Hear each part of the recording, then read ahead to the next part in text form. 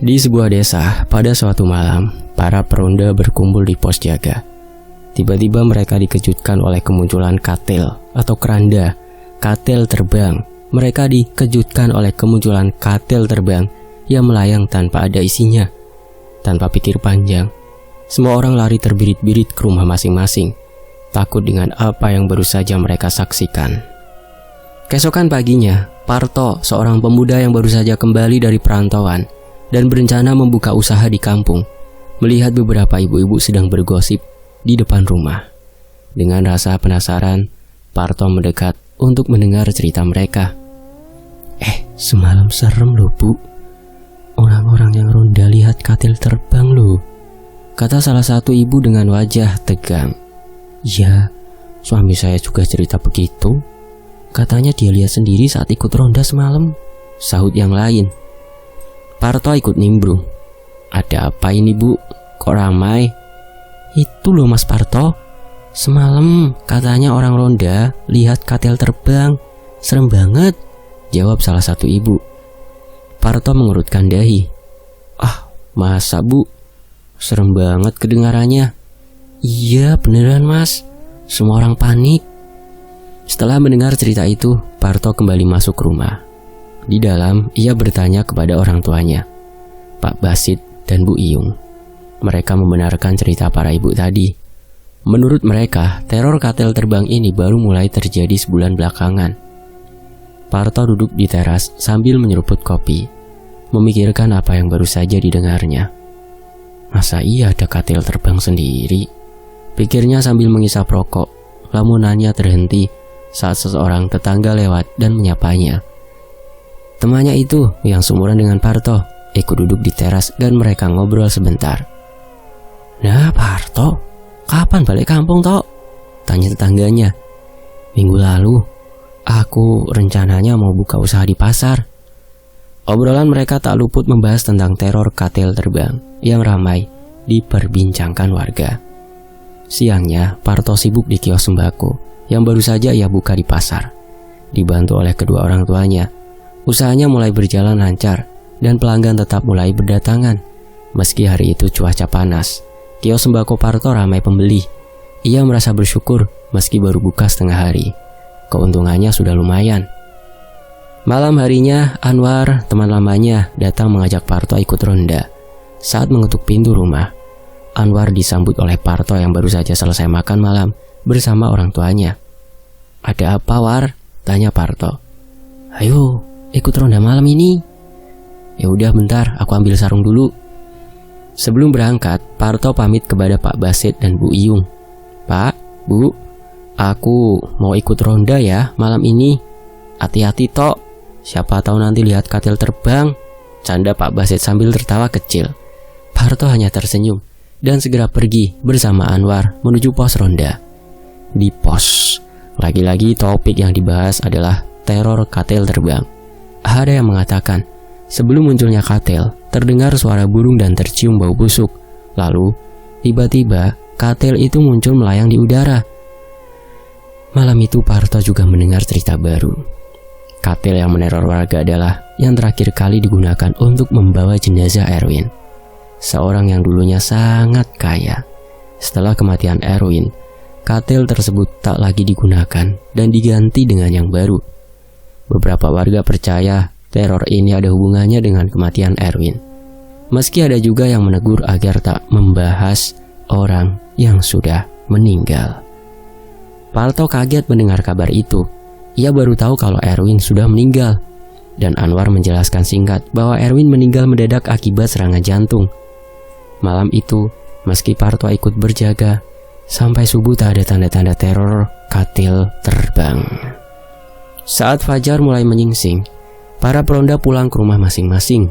Parto dan Anwar berjalan berdua, menutupi tubuh mereka dengan sarung untuk menghalau dinginnya udara subuh.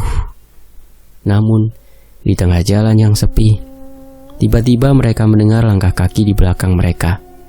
Mereka terdiam sejenak, saling berpandangan. Dan saat itu juga tercium bau busuk menyengat. Mereka segera menoleh ke belakang, tapi tidak ada apa-apa. Teror katil terbang yang tadi dibicarakan di pos ronda seolah mengingatkan mereka Namun setelah menengok beberapa kali, tak ada tanda-tanda katil terbang. Mereka pun melanjutkan perjalanan pulang dengan perasaan campur aduk, bertanya-tanya, apakah teror itu benar adanya atau hanya imajinasi mereka saja? Pagi berikutnya, Parto bangun dengan tubuh terasa lelah. Meskipun semalam tidak ada apa-apa saat ronda, ia masih terbayang suara langkah kaki dan bau busuk yang ia dan Anwar alami. Meskipun demikian, Parto tidak ingin terlalu memikirkan hal itu dan memutuskan untuk fokus ke toko sembakonya yang mulai ramai pelanggan. Namun di desa, kasakusuk tentang teror katil terbang semakin santer. Setiap hari ada saja warga yang mengaku mendengar atau melihat sesuatu yang aneh. Bau busuk, suara burung gagak, dan bayangan katil terbang kini menjadi pembicaraan utama di desa. Bahkan beberapa warga mulai takut keluar rumah pada malam hari, memilih mengurung diri dan memasang jimat-jimat pelindung di depan pintu rumah mereka. Suatu siang yang terik, ketika Parto sedang duduk di kiosnya, seorang pelanggan tua datang, namanya Pak Darta. Seorang pria sepuh yang dikenal di desa sebagai seorang yang paham ilmu gaib dan sering dimintai nasihat. Setelah membeli sembako, Pak Darta menatap Parto dengan tatapan tajam. "Kamu tahu soal katil terbang itu kan?" tanya Pak Darta dengan nada serius. Parto mengangguk pelan. "Iya Pak, saya dengar dari warga, katanya sudah sebulan ini teror itu terjadi." Pak Darta terdiam sejenak, menghela nafas dalam-dalam, kemudian berkata, "Hati-hati nak, katil itu bukan sembarang katil. Ada yang menggunakannya untuk tujuan tertentu. Biasanya yang seperti itu berkaitan dengan ilmu hitam atau pesugihan." Parto terkejut. "Hah? Ilmu hitam? Pesugihan? Maksudnya yang seperti tumbal begitu Pak?" Pak Darta mengangguk. "Katil terbang itu biasanya digunakan untuk membawa jiwa-jiwa yang menjadi tumbal. Mungkin ada yang di desa ini pernah melakukan perjanjian gelap." Perkataan Pak Darta membuat Parto merinding. Sebelum pergi, Pak Darta memberi nasihat. "Jangan terlalu banyak bertanya soal ini nak. Kadang jawaban yang kamu cari bisa lebih berbahaya dari pertanyaannya." Malam harinya suasana di desa semakin mencekam. Teror katil terbang semakin intens. Warga desa mulai melaporkan kejadian-kejadian aneh yang tak hanya terjadi di luar rumah, tetapi juga di dalam rumah mereka. Pintu berderit sendiri, angin dingin berembus tanpa sebab, dan sekali lagi, bau busuk yang menyeruak. Dan yang paling mengerikan adalah suara burung gagak. Sementara itu, di pos ronda, Parto, Anwar, dan beberapa warga duduk berjaga-jaga dengan rasa waspada. Malam itu pembicaraan mereka lebih tenang. Tak ada yang berani membicarakan tentang katil terbang. Namun tiba-tiba, suara burung gagak terdengar dari kejauhan. Mereka saling berpandangan, seolah tahu apa yang akan terjadi selanjutnya.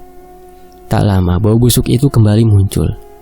Bau itu semakin menyengat, membuat semua yang ada di pos ronda segera menutup hidung. "Itu tandanya," bisik Anwar dengan nada takut. Mereka semua mendongak ke arah langit. Benar saja, dari kejauhan tampak sebuah bayangan besar melayang di udara, mendekati mereka perlahan. Itu katilnya," seru salah satu peronda, matanya membelalak ketakutan. Parto mencoba menenangkan diri. Meskipun jantungnya berdetak kencang, ia menatap katil itu semakin dekat, dan kali ini ada sesuatu yang berbeda. Di atas katil tampak sosok bayangan samar-samar, seolah-olah ada sesuatu yang dibawa oleh katil itu. Ayo pergi dari sini!" teriak Anwar sambil berlari. Namun Parto tetap diam di tempatnya. Matanya terpaku pada katil itu. Ada perasaan yang aneh, seolah sesuatu menariknya untuk tetap di sana. Sosok di atas katil semakin jelas, dan ketika katil itu melewati mereka, Parto dapat melihat dengan jelas di atas katil itu terbaring sesosok mayat. Parto dan Anwar kembali dari ronda dengan nafas terengah-engah. Tubuh mereka bergetar karena pengalaman yang baru saja mereka alami. Sesampainya di rumah, Parto memilih untuk tidur sejenak sebelum azan subuh berkumandang. 1 jam kemudian, suara azan membangunkannya. Dengan segera ia bangkit, mengambil air wudhu dan beranjak ke musola yang terletak tidak jauh dari rumahnya, melakukan jamaah subuh bersama para warga. Udara subuh yang dingin menusuk hingga ke tulang. Keesokan paginya, seperti biasa, Parto kembali berjualan. Rasa penasaran tentang teror katil terbang yang disebut-sebut oleh warga masih menggelayut di pikirannya. dan yang ia lihat sendiri saat semalam ronda. Sambil duduk di depan dagangannya, ia berbincang dengan tetangganya yang selalu setia menemani. Siang itu seorang tetangga datang berbelanja sembako. Dalam percakapan ringan, tetangga tersebut menceritakan bahwa Pak Abu, salah satu warga, mendadak jatuh sakit pagi itu dan sudah dibawa ke rumah sakit.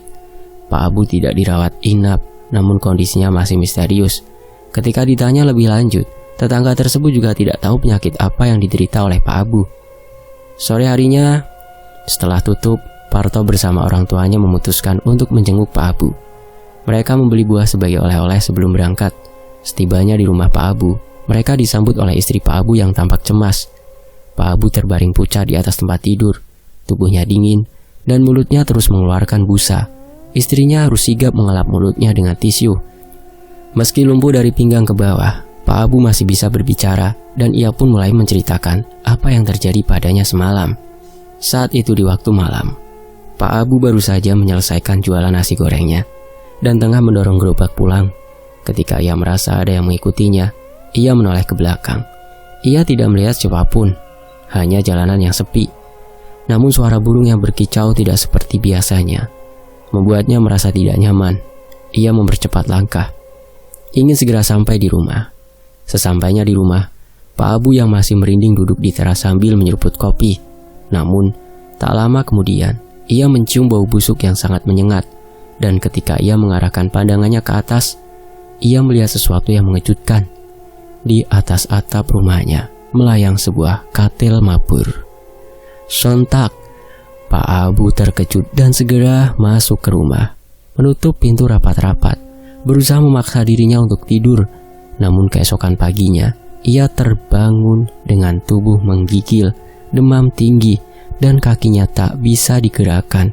Istrinya langsung membawanya ke rumah sakit. Namun dokter tidak menemukan penyakit pasti selain kelumpuhan misterius yang dialami Pak Abu. Mendengar cerita tersebut, Parto merasa terkejut sekaligus heran. Ia masih sulit menerima kenyataan bahwa hanya melihat katil terbang bisa membuat seseorang sakit parah. Setelah berbincang-bincang, Parto dan keluarganya pun pamit pulang saat maghrib tiba. Kejadian serupa menimpa Pak Gani, tetangga lain yang bekerja di pabrik. Suatu malam, sekitar pukul 1 dini hari, saat ia pulang dari shift malam, Pak Gani mengalami hal yang sama. Ia melihat banyak burung berterbangan dan mencium bau busuk yang menyeruak. Ketika sampai di rumah, ia melihat katil terbang di atas rumahnya. Sejak saat itu, ia jatuh sakit dengan gejala yang sama seperti Pak Abu. Hari demi hari, semakin banyak warga yang mengalami kejadian serupa. Setiap kali mereka melihat katil terbang, tubuh mereka menjadi lumpuh atau sakit misterius. Kabar mengenai teror katil terbang menyebar dengan cepat di desa, membuat banyak orang resah, menimbulkan ketakutan. 2 minggu kemudian, rasa penasaran Parto semakin memuncak, terutama setelah ikut meronda beberapa kali dan melihat sendiri. Hingga akhirnya pada malam Jumat, Parto dan kelompok ronda kembali dikejutkan dengan suara burung yang berkicauan di atas pohon, diikuti oleh bau busuk yang menyengat. Ketika mereka mengarahkan pandangan ke depan, di sana melayang sebuah katil terbang. Namun, yang membuat Parto terkejut, ia melihat sosok menyeramkan yang membawa katil itu. Di antara mereka yang melihat sosok Erwin, seorang tetangga yang sudah meninggal beberapa waktu lalu. Kalian lihat itu? Parto berbisik dengan suara gemetar. Ada Erwin. Dia membawa katil itu. Sontak teman-temannya menatap Parto dengan penuh kebingungan dan ketakutan. Mungkinkah katil terbang ini membawa kutukan bagi desa mereka? Setelah katil itu hilang dari pandangan, Anwar dan yang lain kembali. Wajah mereka pucat. Apa yang tadi kita lihat? Itu benar-benar Erwin kan? Tanya Anwar gemetar. Parto hanya bisa mengangguk. Pikirannya masih dipenuhi oleh berbagai pertanyaan. Mengapa mayat Erwin muncul? Apa yang sebenarnya terjadi di desa ini? Beberapa hari setelah kejadian itu, suasana desa semakin kacau. Beberapa warga sakit tanpa sebab jelas, dan beberapa lainnya mulai melihat sosok bayangan di dalam rumah mereka. Kabar tentang pesugihan semakin mencuat, dan warga mulai mencurigai ada seseorang di desa yang melakukan ritual gelap. Parto mulai merasa ada sesuatu yang lebih besar dari yang ia duga. Ia mendengar dari beberapa warga bahwa sebelum Erwin meninggal, ia sempat terlibat dalam bisnis besar yang tiba-tiba sukses secara tidak wajar. Beberapa orang bahkan mengatakan bahwa Erwin mendatangi dukun terkenal di daerah itu untuk melakukan pesugihan. Namun setelah kematiannya, teror katil terbang mulai muncul. Semakin lama, Parto merasa bahwa dirinya semakin terlibat dalam misteri ini. Ia mulai bertanya-tanya, apakah ada hubungannya antara kembalinya ia ke desa dan teror katil terbang ini? Mungkinkah ada yang mengincar dirinya atau keluarganya sebagai bagian dari pesugihan ini? Parto memutuskan untuk mencari tahu kebenarannya. Ia mendatangi Pak Darta, berharap bisa mendapatkan jawaban. "Pak, saya harus tahu apa yang sebenarnya terjadi di desa ini." Pak Darta menatapnya dengan serius. "Nak, setiap ritual pesugihan butuh tumbal. Mungkin yang terjadi pada Erwin belum selesai, dan tumbal berikutnya bisa saja siapapun." Parto tak bisa menghilangkan bayangan katil terbang dan mayat Erwin dari pikirannya. Setiap kali ia memejamkan mata, wajah pucat Erwin kembali muncul. Matanya yang kosong, seolah menatap langsung ke dalam jiwanya. Erwin adalah teman lama Parto. Meskipun mereka tidak pernah terlalu dekat, sebelum kematiannya, Erwin adalah sosok yang disegani di desa. Ia dikenal sebagai pengusaha yang sukses, memiliki beberapa toko dan ladang yang menguntungkan.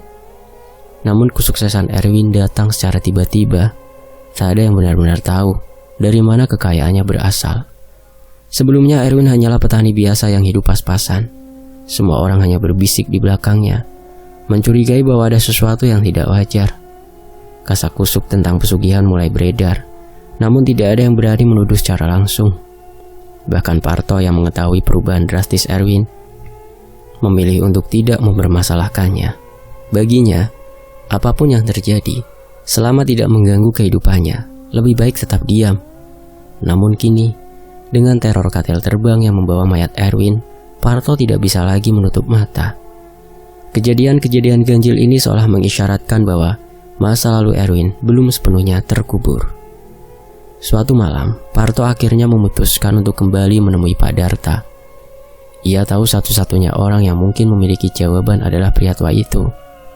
Pak Darta dikenal memiliki ilmu gaib, meski dirinya sendiri tidak pernah memanfaatkan kekuatan tersebut untuk keuntungan pribadi.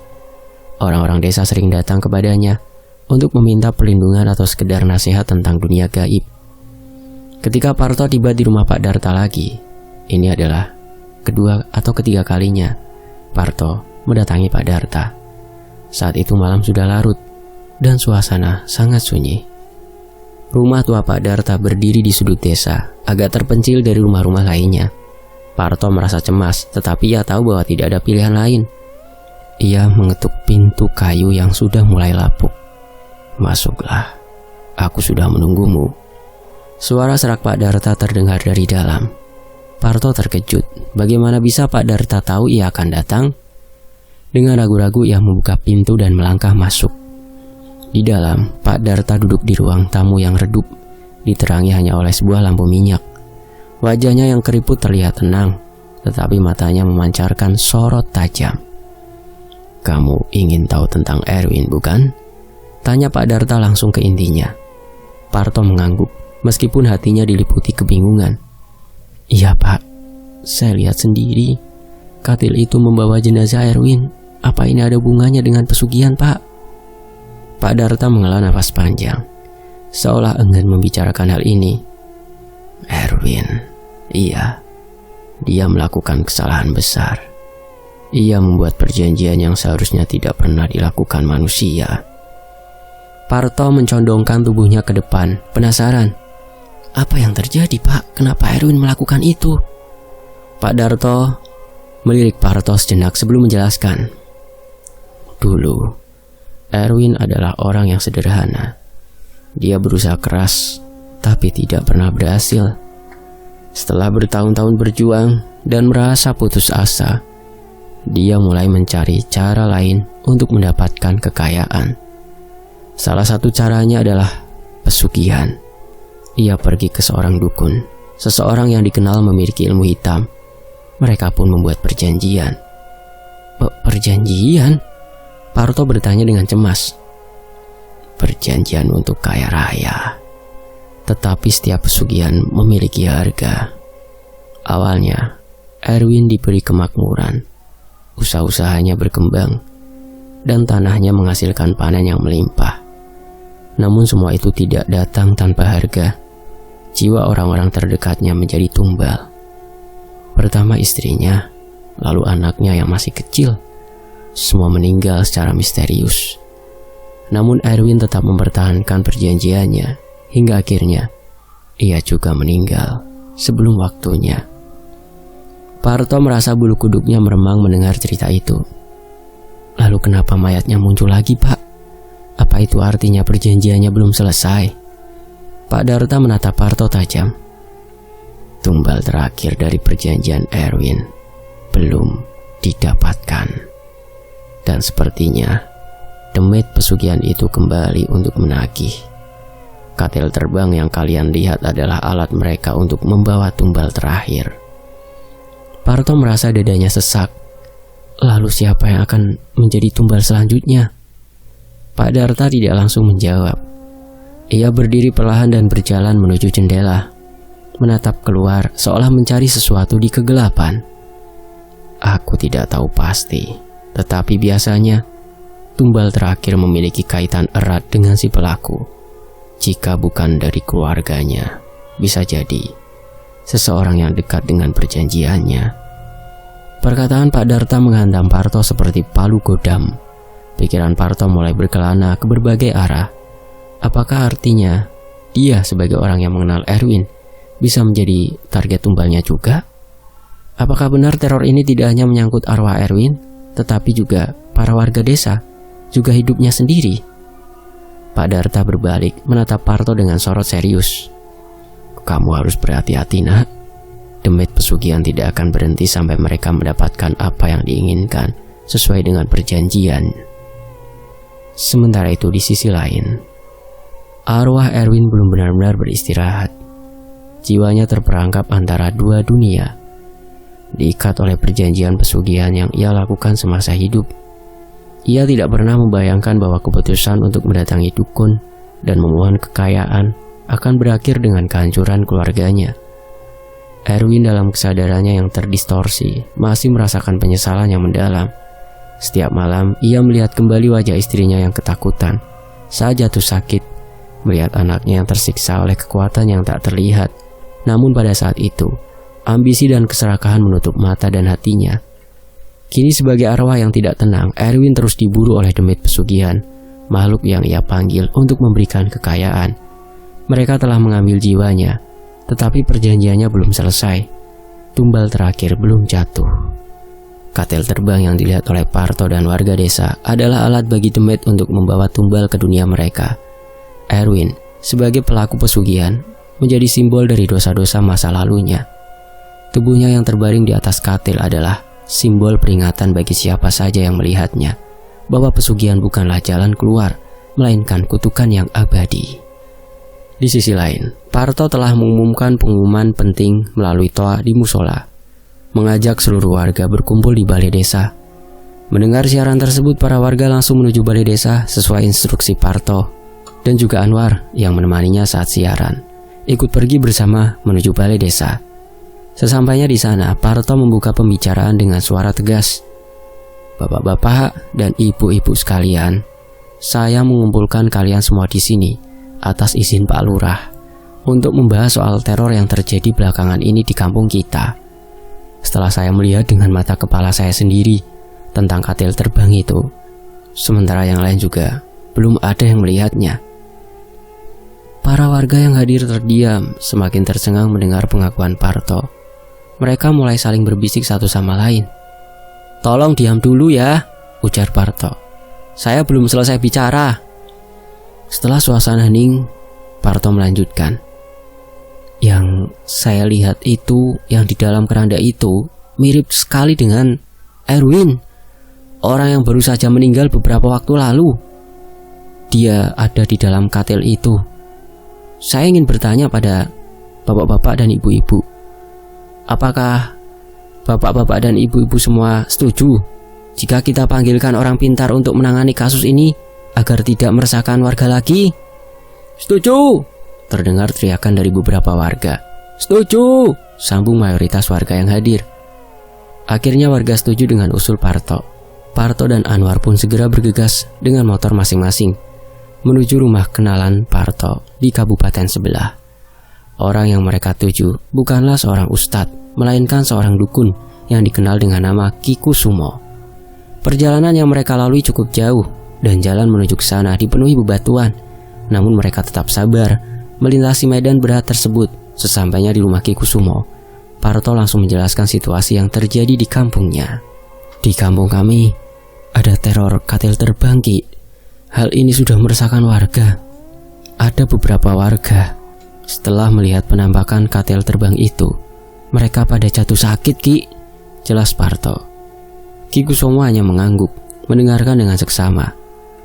"Saya juga melihat seseorang ada di dalam katil itu, Ki. Orangnya baru meninggal sebulan lalu, tapi yang lain tidak melihatnya, hanya saya," tambah Parto. Setelah mendengar penjelasan Parto, Ki Kusumo memutuskan untuk ikut kembali ke kampung dan segera melakukan pemeriksaan. Sore harinya, para tokoh penting desa berkumpul di balai desa menunggu hasil pengamatan Ki Kusumo. Setelah berkeliling kampung dengan mengecek katil yang berada di dekat pekuburan, Ki Kusumo menyimpulkan bahwa ada sesosok demit yang menempel di katil tersebut. Orang yang menjadi pemilik demit itu sudah meninggal, namun demit tersebut tetap tinggal di katil yang digunakan untuk membawa jenazahnya saat pemakaman, dan itu sebagai bahan ritual. Itu menurut pandangan Ki Kusumo. Para warga meminta Ki Kusumo untuk mengusir demit tersebut. Ki Kusumo setuju, namun dia meminta beberapa sesajen yang diperlukan untuk ritual pengusiran. "Sebelum saya mulai, siapkan dulu sesajen berupa dupa, kembang 7 rupa, kepala kambing hitam, dan kendi," ujar Ki Kusumo. Warga segera menyediakan semua yang diminta. Malam harinya Ki Kusumo ditemani oleh Parto dan Anwar dan beberapa orang lainnya menuju ke sebuah area pesarean yang berada di lingkungan desa tersebut. Mereka meletakkan sesajen di sekitar katil yang berada di pesarean itu, dan Ki Kusumo mulai merapalkan mantra. Tiba-tiba katil bergetar sendiri, membuat semua orang yang hadir terkejut, kecuali Ki Kusumo. Tak lama kemudian terdengar suara berat tanpa wujud. "Apa maksud persembahanmu ini, wahai manusia?" Suara itu bergema. "Aku memintamu pergi dari katil ini dan berhenti meneror warga. Terimalah persembahan ini sebagai gantinya," jawab Ki Kusumo tenang. Namun sosok gaib itu menolak dengan tegas. Ki Kusumo berhadapan dengan sosok tersebut menggunakan ajian peliharaannya sendiri. "Siapa dirimu? Berani sekali memerintahku?" balas sosok itu. "Berikan aku tumbal manusia terakhir, maka aku akan berhenti meneror." Ki Kusumo memahami bahwa sosok itu berusaha menipu. Dia kemudian merapalkan mantra dan memanggil peliharaannya untuk menghadapi makhluk tersebut. "Lebih baik aku paksa kau pergi, atau akan kukurung kau di sini," ancam Ki Kusumo sambil mengangkat kendi di tangannya. Pertarungan gaib pun terjadi. Angin malam berhembus kencang. Pohon-pohon seakan berderit mengikuti energi pertarungan. Keranda itu ikut terangkat, membuat suasana semakin mencekam. Ki Kusumo berhasil menangkap sosok gaib itu dan mengurungnya dalam kendi, menyegel kendi tersebut dengan mantra. Setelah selesai, Ki Kusumo kembali ke balai desa dan memastikan kepada warga bahwa kampung mereka kini aman. Namun salah satu warga bertanya, "Ki, siapa yang menyebabkan teror ini?" Ki Kusumo memberi ciri-ciri rumah pelaku, dan ternyata rumah tersebut milik Erwin, orang yang baru saja meninggal. Diduga sebelum meninggal, Erwin melakukan ritual pesugihan yang tidak diselesaikan dengan benar, sehingga akhirnya menimbulkan teror di kampung. Saat itu Ki Kusumo hendak berpamitan, Parto menghentikannya. "Tunggu dulu, Ki, masih ada yang perlu dibantu." "Apalagi yang harus diselesaikan?" tanya Ki Kusumo. "Beberapa warga sakit parah. Setelah warga itu melihat katil terbang di atas rumahnya, tolong bantu sembuhkan mereka, Ki," pinta Parto. Ki Kusumo setuju, dan beberapa warga yang sakit, termasuk Pak Abu, sang penjual nasi goreng, dan Pak Gani, dibawa ke balai desa untuk diobati. Setelah mereka tiba, Kikusumo meminta daun kelor, air putih, dan 3 butir telur sebagai bagian dari ritual penyembuhan. Setelah bahan-bahan tersebut disiapkan, Kikusumo memulai ritualnya. Dia meletakkan telapak tangannya di atas perut Pak Gani yang sudah lama sakit dengan mantra yang dirapalkan. Kemudian telur itu diputar menjadi satu di atas perut Pak Gani. Pak Gani pun kembali meronta-ronta, memberontak hebat. Tubuhnya dipegang erat oleh beberapa bapak-bapak yang hadir di sana, memastikan ia tetap diam. Panas, panas!" teriak Pak Gani. Beberapa saat kemudian, telur-telur itu mulai terasa panas di tangan Kikusumo. Tanpa menunggu lama, ia langsung memecahkan kedua telur itu ke dalam baskom. Prak! Ternyata isi telur tersebut dipenuhi belatung dengan bau busuk yang menyengat. Semua yang ada di sana menutup hidung, jijik melihat pemandangan itu. Setelah itu perut Pak Gani diolesi tumbukan daun kelor yang telah disiapkan sebelumnya. Saat daun kelor menyentuh kulitnya, Pak Gani kembali mengerang kesakitan. Namun setelah beberapa saat, ia mulai tenang. Ritual untuk Pak Gani pun akhirnya selesai. Kikusumo kemudian memberikan segelas air putih yang telah diberi doa kepada Pak Gani. Dengan cepat Pak Gani meminumnya. Begitu air masuk ke dalam tubuhnya, tiba-tiba saja Pak Gani muntah-muntah, mengeluarkan cairan hitam pekat. Itu adalah tanda bahwa pengaruh ilmu hitam yang merasukinya telah berhasil dikeluarkan akibat dari efek negatif katil terbang. Kini giliran Pak Abu yang kondisinya lebih parah. Kikusumo mendekati Pak Abu. Tetapi sebelum ia melakukan tindakan, Pak Abu langsung memberontak keras. "Pergi!" teriaknya. Ternyata Pak Abu telah dirasuki oleh sosok gaib yang mendiami tubuhnya. Kikusumo segera membaca mantra, berusaha menolong Pak Abu. Ia mengambil tumbukan daun kelor dan mengoleskannya ke kaki Pak Abu yang lumpuh. Sontak Pak Abu meronta-ronta kesakitan. Sosok yang ada di dalam tubuh Pak Abu semakin marah, membuat suasana mencekam. Semua yang ada di sana merasa takut. "Apa maksudmu berada di dalam tubuh orang ini dan membuatnya menderita?" tanya Kikusumo. "Karena dia sudah ditargetkan oleh tuanku untuk dijadikan tumbal. Aku hanya menjalankan perintah," jawab sosok itu dengan suara menggema. "Memang apa salahnya? Dia berhutang kepada tuanku dan belum membayar. Begitu juga orang itu." Sosok itu menunjuk ke arah Pak Gani. Semua orang terkejut mendengar pengakuan itu. Pak Gani tampak paham, sementara Pak Abu yang masih dalam keadaan tak sadar tidak mengetahui apa yang terjadi. Namun istrinya tahu pasti tentang hal ini. "Siapa tuanmu?" tanya Kikusumo lagi.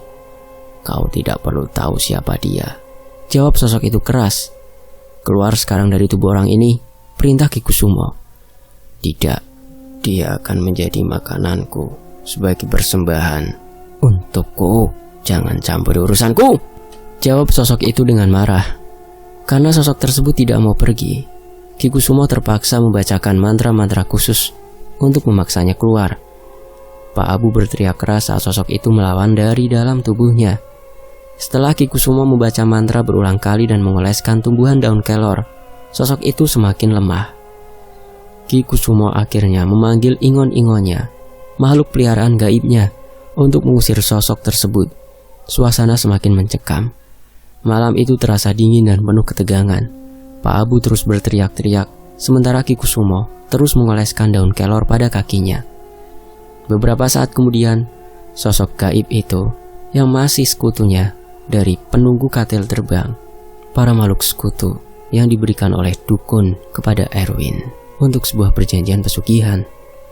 Sosok tersebut keluar dari tubuh Pak Abu yang langsung lemas dan pingsan. Sambil menunggu Pak Abu sadar, Kikusumo memagari tubuh Pak Gani dan Pak Abu agar terhindar dari serangan gaib selanjutnya. Setelah Pak Abu sadar, Kikusumo memberinya air putih yang sudah diberi doa. Pak Abu pun mengalami hal yang sama seperti Pak Gani, muntah-muntah mengeluarkan cairan hitam pekat. Setelah itu, Kikusumo meminta Pak Abu untuk mencoba berjalan. Dengan bantuan beberapa orang, Pak Abu perlahan bisa berjalan kembali seperti sedia kala. Kikusumo kemudian mengumpulkan warga dan meminta pengakuan dari Pak Gani dan Pak Abu. "Pak Gani, Pak Abu, apakah benar kalian punya hutang dengan Almarhum Erwin? Tanya Ki Kusumo. Iya betul Ki, jawab mereka. Saran saya segeralah lunasi utang kalian kepada keluarganya yang masih ada, meskipun Erwin sudah meninggal, kata Ki Kusumo. Baik Ki, jawab mereka. Setelah itu Ki Kusumo menjelaskan bahwa Erwin telah melakukan pesugihan, menumbalkan orang-orang yang berhutang kepadanya untuk menambah kekayaannya. Karena arwah Erwin belum tenang, keranda jenazahnya masih meneror warga. Keesokan harinya, Pak Gani dan Pak Abu pergi ke rumah Erwin untuk mengembalikan uang yang mereka pinjam. Di sana mereka bertemu dengan keluarganya Erwin, menceritakan apa yang terjadi. Semua keluarganya Erwin pun tidak mengetahui bahwa suaminya terlibat dalam pesugihan, dan ia merasa malu serta terpukul mendengar kebenaran tersebut. Setelah itu desa kembali tenang, namun meski suasana sudah kondusif, keluarga Erwin dicap tidak mengenakan. Sanksi sosial telah menimpa mereka. Erwin yang tadinya hidup biasa memilih jalur pesugihan karena tidak puas dengan apa yang dimilikinya. Ia menginginkan lebih banyak kekayaan, tetapi dengan cara yang salah. Keserakahan inilah yang membawanya pada kehancuran, menghancurkan keluarganya, dan pada akhirnya mengorbankan dirinya sendiri, dan juga berefek negatif pada para warga sekitar yang satu desa dengan Erwin. Dalam hidup tidak ada jalan pintas yang benar untuk mencapai kesuksesan. Erwin memilih pesugihan sebagai cara cepat untuk mendapatkan kekayaan, tetapi jalur ini hanya memberinya ilusi kebahagiaan. Kesuksesan sejati membutuhkan kerja keras, ketekunan, dan kesabaran. Setiap langkah yang dilakukan dengan usaha dan niat baik akan membawa hasil yang lebih bertahan lama dan memuaskan, langgeng. Pesugihan sebagai simbol dari perjanjian dengan kekuatan gelap adalah jalan yang penuh dengan konsekuensi. Setiap kekayaan atau kemakmuran yang diperoleh melalui perjanjian dengan dunia gaib atau kekuatan jahat akan selalu menuntut balasan. Dalam kasus Erwin, harga yang ia bayar adalah nyawa keluarganya dan pada akhirnya jiwanya sendiri. Erwin mungkin telah memiliki segala hal yang diinginkan orang-orang saat itu: uang, properti, ladang yang subur, kemakmuran. Namun di balik semua itu, ia kehilangan ketenangan batin. Kehidupan yang penuh dengan rasa bersalah, kehilangan, dan ketakutan tidak bisa ditukar dengan kekayaan sebesar apapun. Kisah Erwin menunjukkan bahwa setiap keputusan yang diambil, terutama keputusan yang melibatkan kekuatan jahat, akan membawa akibat yang besar. Tindakannya dalam melakukan pesugihan bukan hanya mempengaruhi dirinya, tetapi juga keluarganya dan orang-orang di sekitarnya. Dari kisah ini mengajarkan kita untuk selalu mempertimbangkan dampak dari setiap tindakan, karena pada akhirnya setiap keputusan yang buruk akan kembali kepada kita dengan konsekuensi yang tak terduga. Ini adalah pengingat bagi kita semua bahwa kehidupan tidak bisa dipermainkan dengan cara-cara instan atau kecurangan. Kekayaan materi tidak bisa menjadi tujuan utama dalam hidup, karena seringkali itu hanya sementara dan menuntut pengorbanan yang terlalu besar. Yang lebih penting adalah menjalani hidup dengan kesederhanaan, rasa syukur, dan nikmati apa yang ada sekarang, saat ini, di detik ini. Setiap hembusan yang kita rasakan, hembusan nafas ini, nikmati dengan penuh syukur. Dan dengan begitu, kita bisa menemukan kebahagiaan yang sejati, yang tidak terikat oleh harta atau kekayaan. Pada akhirnya, kebahagiaan sejati datang dari kedamaian batin, rasa syukur, dan kerja keras yang dijalani dengan tulus. Suatu hari, ketika keluarganya Erwin sedang berbelanja ke tempat Parto yang menjual sembako, meskipun Parto dan keluarganya tidak menghindari keluarga Erwin, ibu-ibu tetangga yang ada di sekitarnya mulai bergunjing. Ternyata dulu kaya raya itu lewat jalan sesat ya. Sindir salah seorang ibu. Iya bener, mau kaya kok nggak mau kerja, timpal yang lain. Keluarga Erwin hanya bisa diam, menyelesaikan belanjaannya dengan cepat, lalu pergi dari tempat jualannya Parto. Sesampainya di rumah, si keluarga Erwin itu menceritakan dengan keluarga yang lainnya tentang gunjingan warga kepada jenazah atau almarhum Erwin, dan mereka pun hanya bisa saling menguatkan untuk tetap sabar. Memang ya, sanksi sosial itu lebih berat, apalagi nanti sanksi di akhirat.